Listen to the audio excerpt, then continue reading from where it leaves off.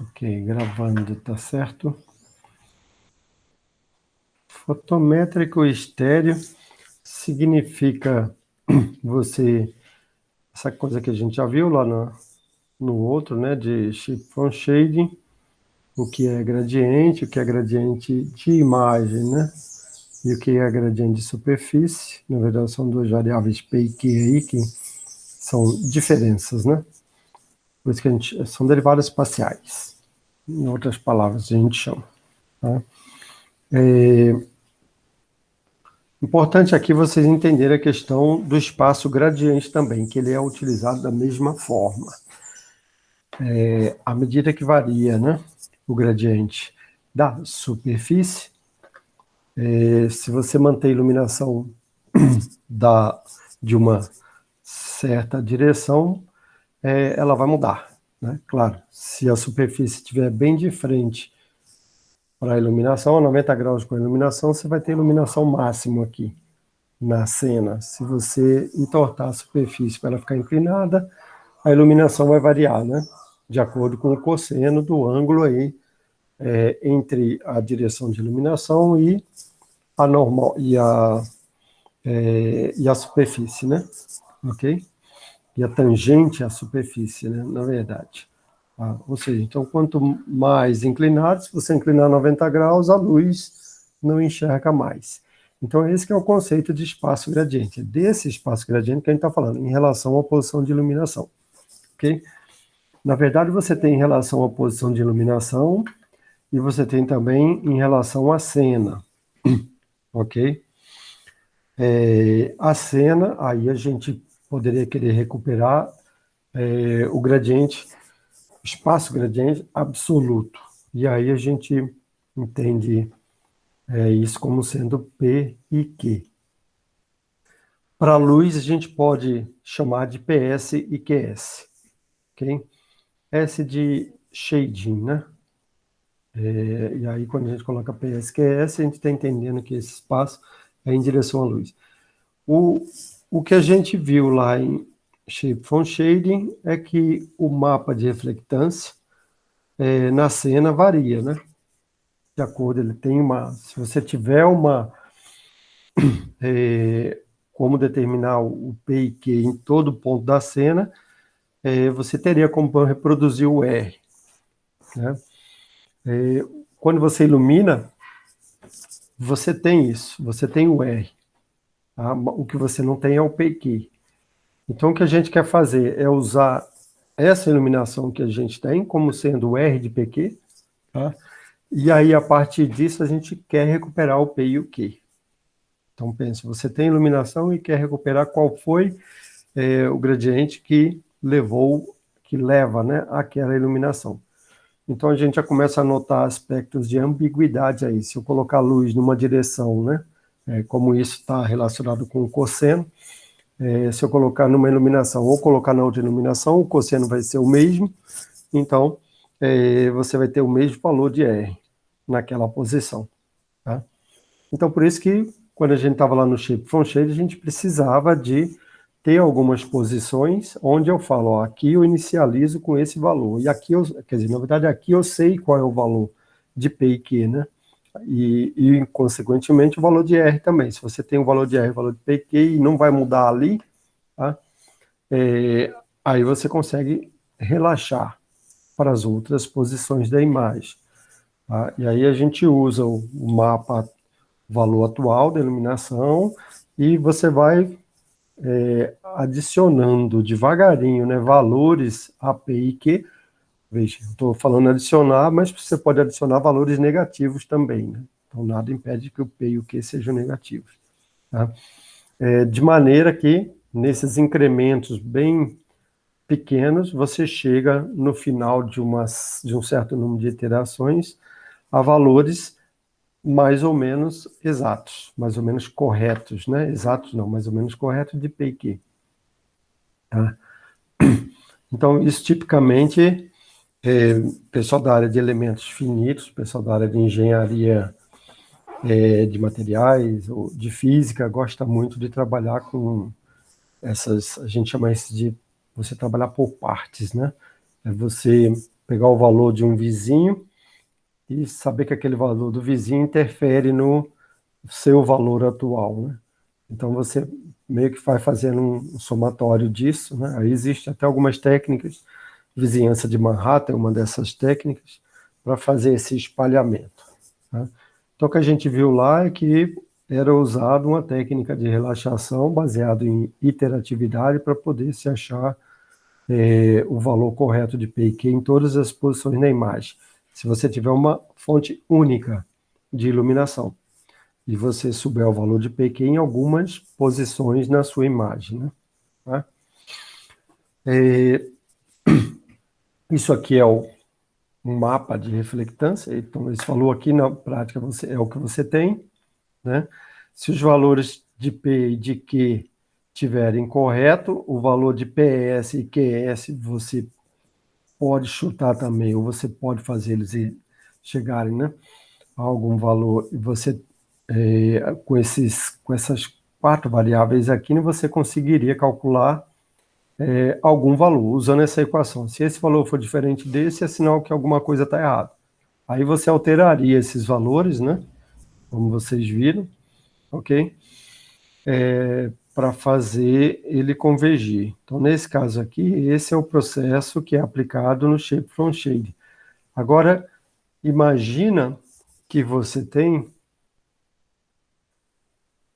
uma luz, você ligou ela num determinado instante, iluminou a cena aqui, o observador está numa determinada posição, depois você apaga essa luz e liga uma outra luz de uma outra posição, né? Então, veja, as lâmpadas estão em posições diferentes.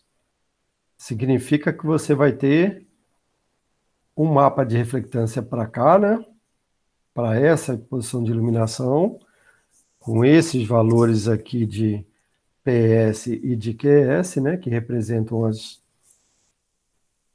os gradientes da iluminação em relação à posição de iluminação, né?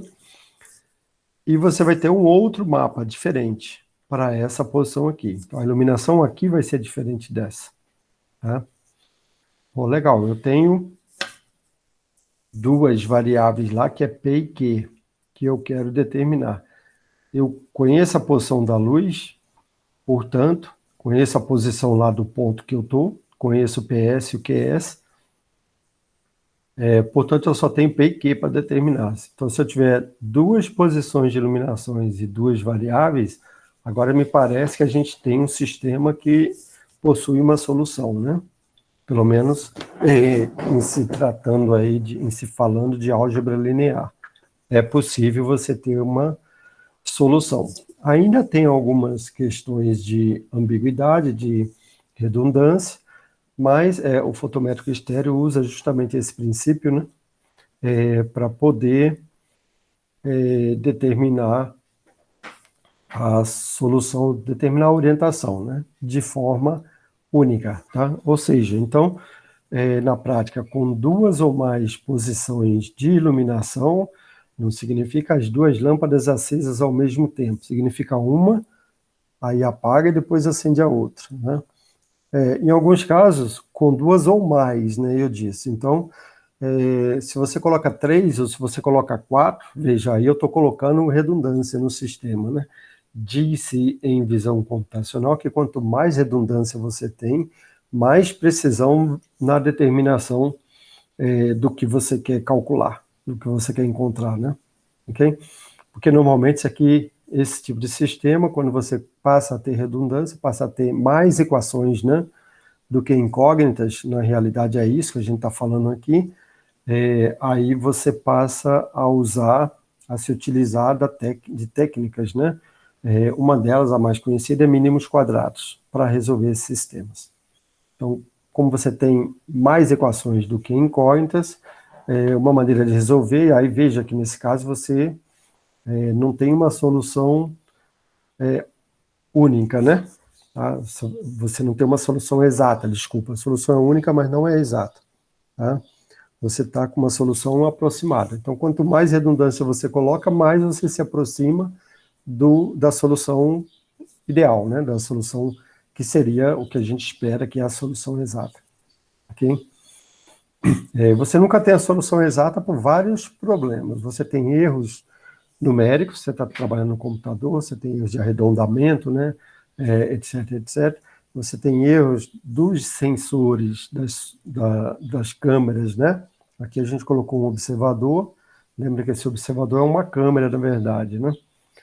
Você tem erros dos sensores, você tem erros... Se você tiver com iluminação interna, lâmpadas fluorescentes, por exemplo, né, que é a mais utilizada, lâmpadas de LED também. Essas lâmpadas, elas têm aí uma taxa de flash, né? E, na verdade, você não consegue pegar sempre, vocês viram isso nas câmeras, lá no primeiro exercício que fizeram, vocês nunca conseguem pegar o mesmo valor. Então, você tem uma série de erros aí, por isso que a gente nunca tem, a gente diz que a gente não tem uma solução exata.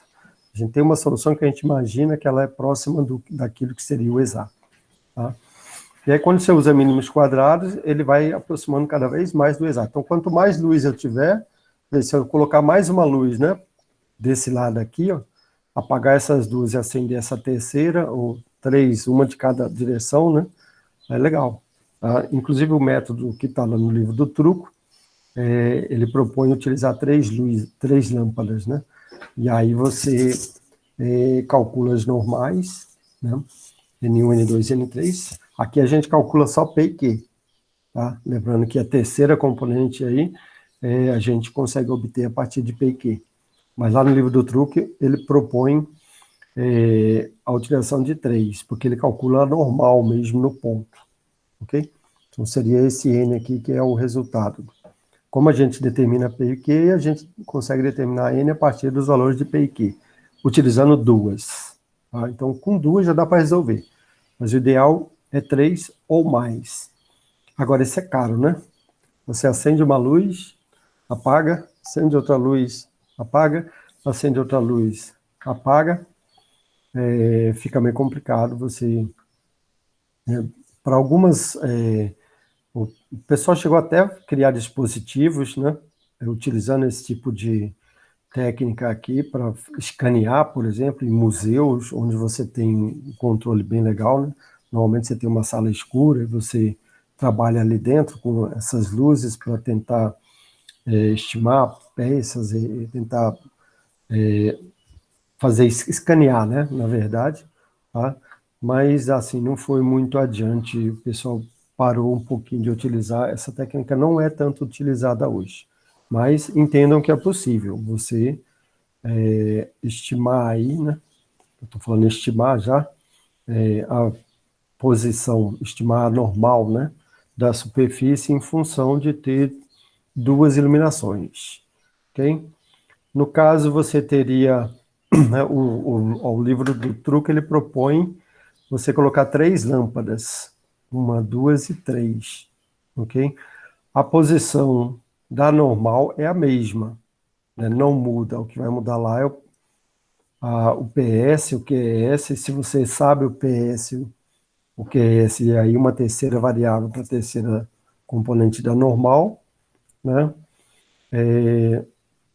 Jogando na equação tradicional lá, isso aqui você vai aproximar por R, seria o R no final, né? Veja que é o que está dando pela luz, né? Colocando em forma de... Isso aqui está em forma de multiplicação de matriz pela normal, né? Veja, a normal é a mesma para cada um dos CAI, né? Para cada uma das 3 lâmpadas. Tá? Pronto, você monta o sisteminha e a partir disso aí você tem uma solução exata. Tá? Se a gente tiver só com 2 luzes, como é o caso lá do método que está no livro do Ballard, você também tem uma solução, né? Tá? P1 e P2 são o mesmo aqui, são o gradiente da superfície não muda, e o Q1 e Q2, Q1 está aqui e Q2 está aqui, também são o mesmo, né? Que é o que você quer determinar. Tá? Se você tem 2 equações e só 2 incógnitas, P e Q, aí, em teoria, você tem uma solução exata ali naquele ponto. Tá? Agora, lembrar que a gente sempre, que esse P e esse Q, a gente considera a parte visível, né? Mas Se você colocar aí para o lado de baixo, o P e Q, então tem que, na hora de escolher os valores, na hora de trabalhar com os valores, né? Tá? Tem que considerar isso. Sim, mas tem solução. Eu não vou entrar nos detalhes, eu acho que está bem explicadinho lá no vídeo, né? Mas basicamente é isso.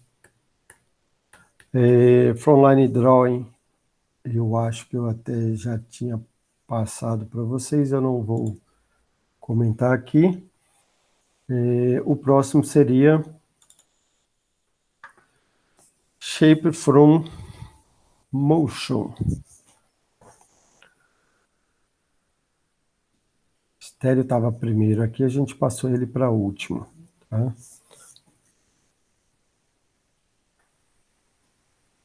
Bom, aqui é a mesma coisa, a noção de gradiente, só que aqui a gente tem uma componente a mais do gradiente, então aqui a gente passa a ter o que a gente chama de derivada total, né? E o que o Shape from Motion faz é quebrar essa derivada total em 3 derivadas parciais. 2 dessas derivadas parciais são na imagem, ou seja, a diferença de um ponto em x e a diferença de um ponto em y, né? Ou diferenciação, se quiserem entender assim. E a outra é no tempo. Eu tenho uma imagem e eu tenho uma outra imagem, e aí é pegar uma menos a outra, só isso, na posição considerada, né? Claro. Para esse pixel aqui, eu pego o pixel da imagem seguinte e subtrai dele. Né? Se quiser entender que o gradiente é nessa imagem aqui, também pode, mas se quiser entender que é dessa daqui para aquela, tá? Então aí cada um adapta da maneira que achar melhor. Normalmente você tem uma imagem corrente e a imagem anterior. Você calcula o gradiente, as derivadas parciais da imagem corrente, derivada em x, derivada em y, e calcula a diferença da imagem corrente menos a anterior. Então veja, eu tenho 3 componentes agora. Uma me dá o quanto varia a intensidade de um pixel de um frame para o outro, né? O quanto ele está variando, o frame atual menos o anterior, na verdade, vamos pensar dessa maneira, quanto variou ali a intensidade, né? E as outras 2 te dá a variância da intensidade, né? O quanto está variando, desculpa, na vizinhança, em 2 direções, na direção y e na direção x. Com essas 3 componentes, a gente consegue, ao longo do tempo, né? Claro, eu não consigo fazer isso, não é exato se eu tiver uma única posição, mas ao longo do tempo a gente consegue. Se vocês se lembram de estéreo, em visão estéreo, a gente tem uma separação bem grande. Bem grande assim, se for considerado o olho humano, cerca de 5 a 7 centímetros, né? 5 a 7 centímetros já é uma distância grande. Se você considerar uma câmera, você pode pensar as 2 situações. A câmera movendo, né? Ou a imagem, a cena, né? Se movendo na frente da câmera. Qualquer uma dessas 2 situações é um movimento, tá? Está ocorrendo um movimento. Tá? Esse movimento que está ocorrendo, se você entender ele de um frame para o outro, ele tem uma variação bem pequena.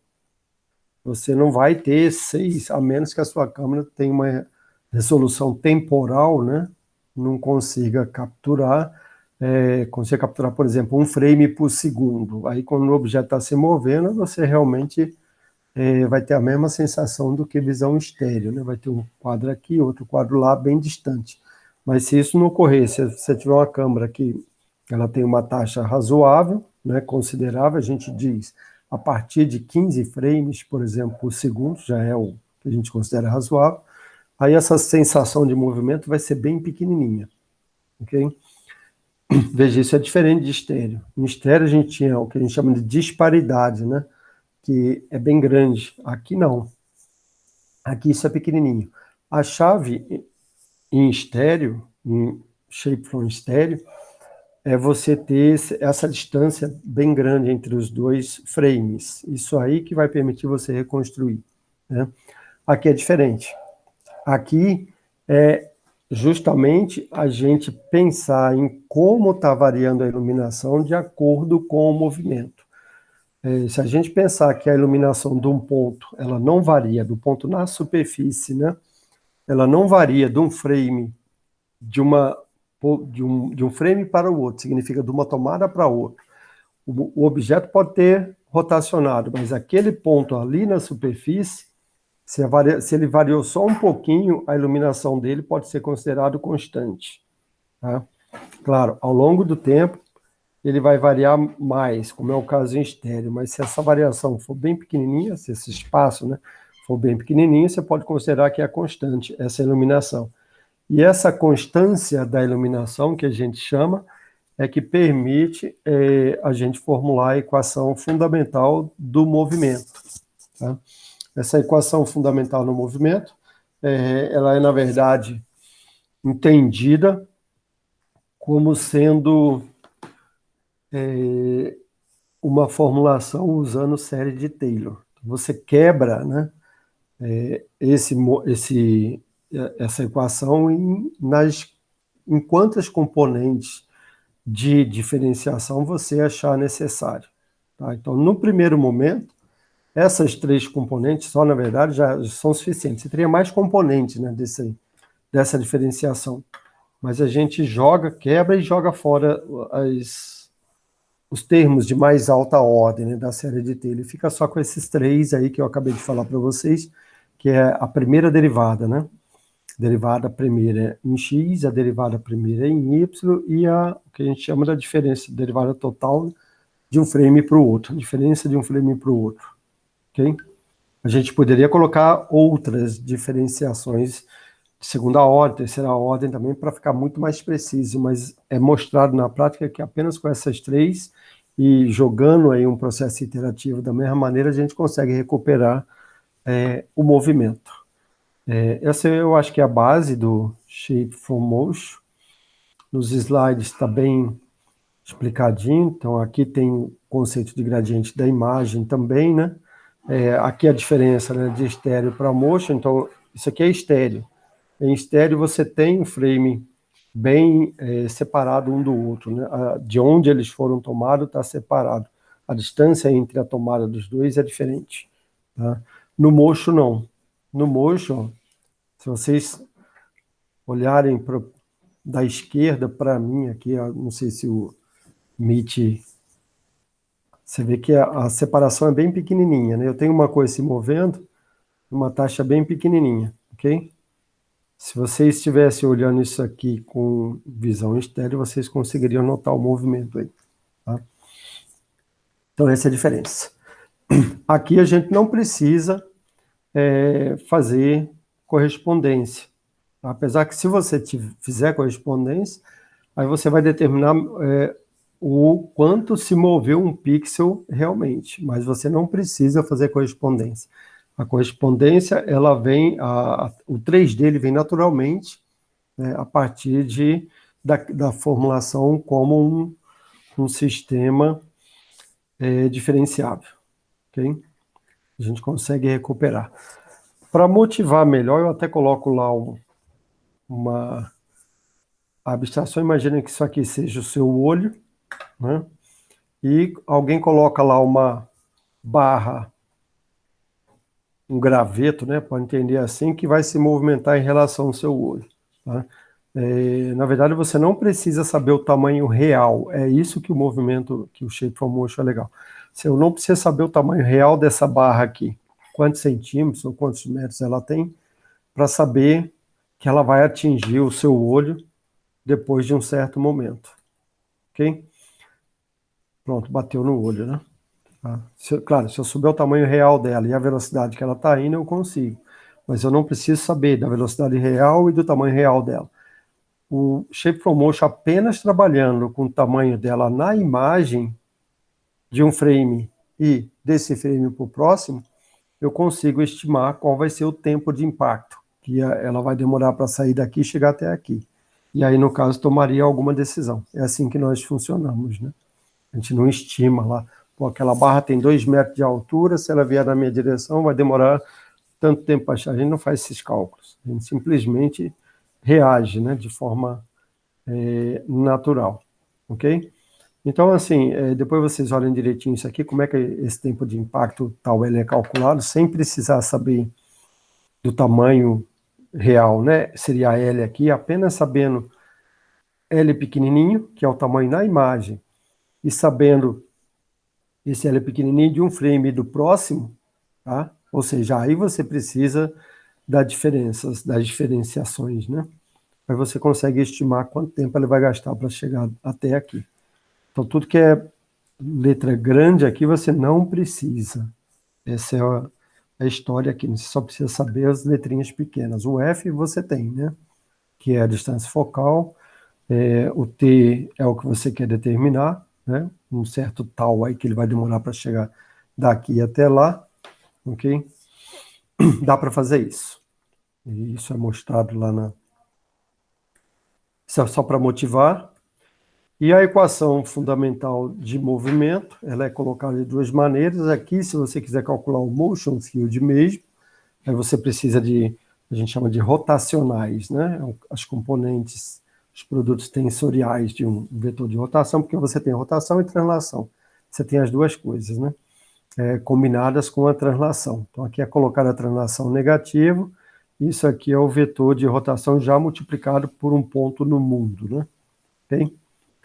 E aí, diferencia isso, né? Joga nas equações, você obtém estimativas para a velocidade. Ó. A gente está estimando motion field, campo de movimento, que é Vx e Vy, né? Velocidade em x, velocidade em y na imagem, ok? Você não tem aqui ainda isso em 3D, né? Okay? Mas dá para recuperar o 3D, dá para aproximar o campo de movimento por o que a gente chama de fluxo óptico. Tá? Então, assim, calcular isso aqui é complicado, aí eu precisaria de ter a correspondência, né? Mesma coisa aqui em STEC. Mas quando a gente vai para fluxo óptico, aí a gente abandona algumas restrições que a gente tinha ali atrás. A gente não precisa de rotacional, né? A gente só quer trabalhar com variações de intensidade na imagem, ok? Então, na verdade, a noção de fluxo óptico é estimar o campo de movimento. Veja, o fluxo óptico, na verdade, vai ser uma aproximação para o campo de movimento, a partir das variações de intensidade na imagem. Variações em X e em Y do frame corrente, né? E do frame corrente para o frame anterior. São essas três variações aí que a gente vai assumir aqui, né? Uma vez que a gente assume que o brilho daquele ponto ele não variou de um pixel para o outro, ok? E nem de de um frame para o outro, nem de 2 ou 3 frames ele vai se manter, entre 3 a 4 frames ele vai se manter constante ali, não vai variar. Se você assumir isso, aí dá para aplicar a equação, essa equação aqui, né? Ou seja, a energia em relação ao tempo, ela se mantém inalterada, ok? Ou seja, diferenciação, né? Derivada total, isso aqui é na verdade, né? Ela se mantém, isso aqui representa a estacionariedade do brilho na imagem, essa equação. Aí, uma equação dessa, ela pode ser quebrada em uma série de outras equações, onde cada uma dessas equações representa as derivadas parciais, de ordem 1, de ordem 0, na verdade, né? De ordem 1, de ordem 2, de ordem 3 e assim vai. Na verdade, a gente fica com ordem 1 e joga as outras ordens fora. A derivada primeira já é suficiente. Tá? E a derivada primeira seria isso aqui, ó. Derivar em x de t, derivar em y de t e derivar no próprio t. Então, isso aqui seria a derivada no tempo, isso aqui é a derivada de x em relação a x e a derivada em relação a y. Okay? Então, na verdade, a gente fica com de E, de X, né? E seria energia, seria imagem. Dx, dt, a gente fica com d E, dy, dt, e a gente fica com d E, t. Veja, isso aqui é justamente a diferença no tempo, né? Entre as duas imagens. Isso aqui é a diferença, quando a gente coloca esses símbolos aqui, já parece que complica tudo, né? Mas isso aqui é simplesmente uma diferença. Diferença em x, diferença em y e diferença no tempo. Essas três componentes aí, tá? Jogando, isso é chamado, essas duas aqui, né, são o gradiente, o que a gente conhece como gradiente espacial, né, da imagem, tá? Numa única imagem, isso, né? E essa daqui seria a diferença entre uma imagem e outra, uma imagem anterior, tá? A gente só mais 3, o resultado disso tem que dar 0. Olha que legal, eu tenho aqui dx, dt. Dx, dt é o quê? É velocidade em x, né? dy, dt é velocidade em y, né? Também eu posso assumir como sendo a velocidade em y, né? Derivada da posição é velocidade, né?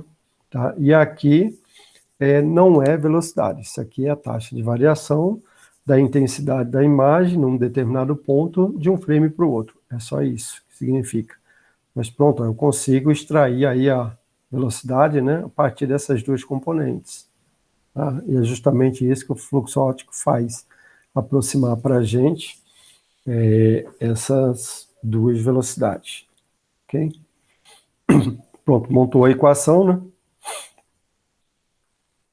Ó, derivadas parciais vezes a velocidade, né? Mais a diferenciação no tempo vai dar 0. A partir daqui é só você pensar que isso tem um valor inicial para um ponto.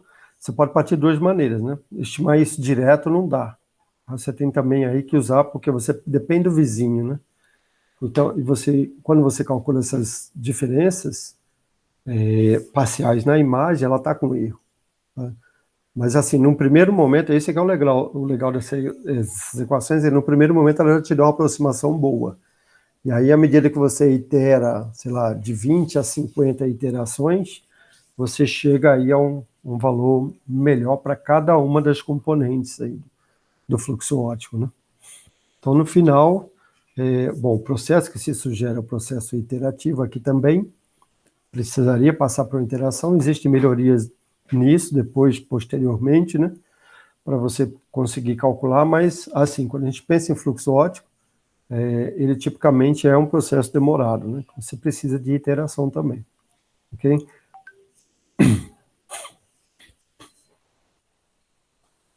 Então, aqui estão as equações, né? Então, você está entendendo que a sua função, que é o valor da imagem, né, que você tem após você dar um deslocamento em x, após dar um deslocamento em y e após dar um deslocamento em t, ela é o mesmo valor que você tinha antes. Ou seja, isso indica que não houve mudança, que o valor é 0, né? Ok? Quando você quebra isso aqui numa série de Taylor, você fica justamente com as três componentes. Então, ela é o mesmo valor que ele tinha num ponto, mais essas componentes todas aqui das diferenciações, né? De primeira, segunda, terceira, quarta, etc. Para ter o valor exato, né? Na prática, essas derivadas segundas para frente, a gente joga fora e fica só com o valor que ele tinha antes, mais essas componentes aqui, ó. Derivada em x, derivada em y e derivada no tempo. Tá? Então, a equação básica é isso aqui. Se vocês entenderam que o brilho não muda, né? O brilho na posição seguinte é o mesmo que ele tinha antes, isso aqui é a lei básica que permite você estimar o movimento. Ok? Legal. Se a gente pegar isso aqui e manipular, a gente chega a essa equação aqui, né? Okay?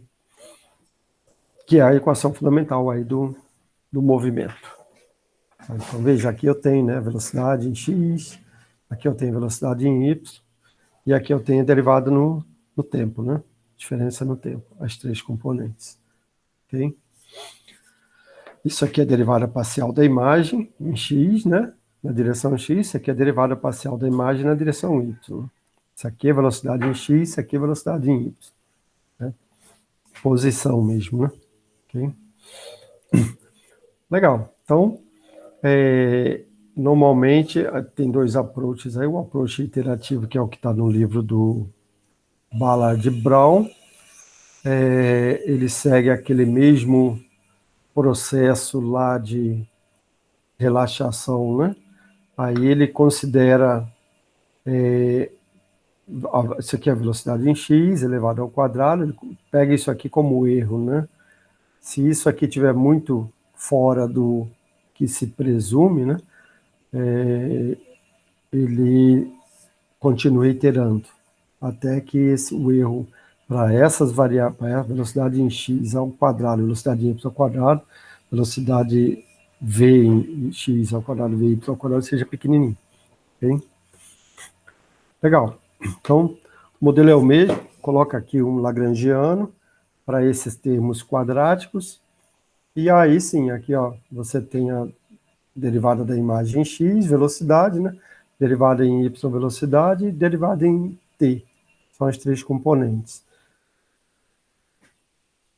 Ou seja, se trata de eu minimizar o erro que eu vou ter entre o que eu tenho na imagem, veja que está o quadrado aqui também, né? E o que eu obtiver para essas coisas aqui. Quando esse erro aqui for pequenininho, né? O valor for quase aproximado aqui um ao outro, aí o processo para.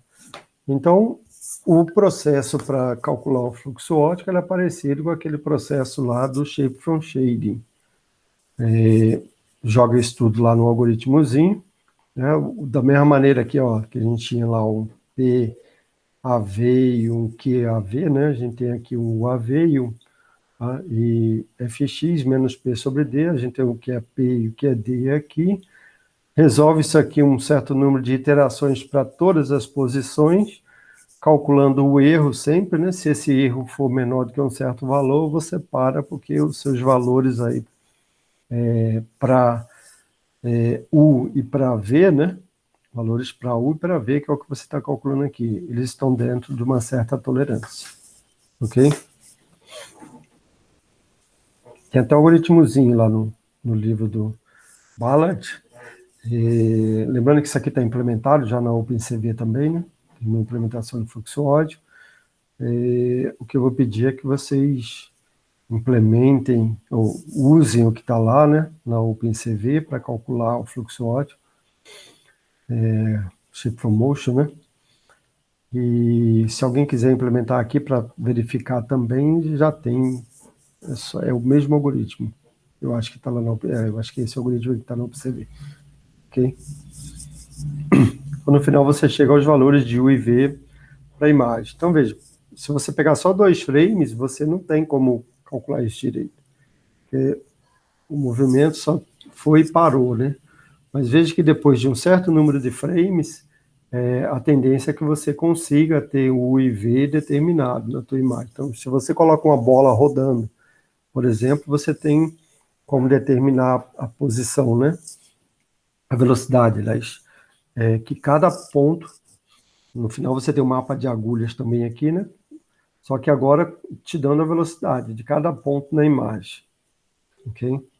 Tem como sair daqui e calcular a forma. Se eu tiver uma bola girando, por exemplo, né, e eu sei por onde está passando cada um dos pontos dessa bola girando em cada momento, se esse vetor, né, de movimento está seguindo uma certa direção, eu tenho como recuperar o 3D a partir disso, ok? Mas aí isso não estaria aqui ainda, estaria faltando essa parte para recuperar a forma realmente, né? Ok? Aqui a gente recupera as velocidades em x, que na verdade a gente aproxima a velocidade, o fluxo, o campo de movimento, né? Que é determinar a velocidade a partir do fluxo óptico. Ok? Isso aqui é a equação de fluxo óptico, que na prática são uma aproximação para campo de movimento. Tem até um algoritmozinho lá no livro do Bala, depois vocês deem uma olhada também. E eu expliquei melhor isso aqui lá no vídeo, mais detalhes. Mas eu acho que um resumo, mais ou menos, seria isso. Eu vou interromper a gravação.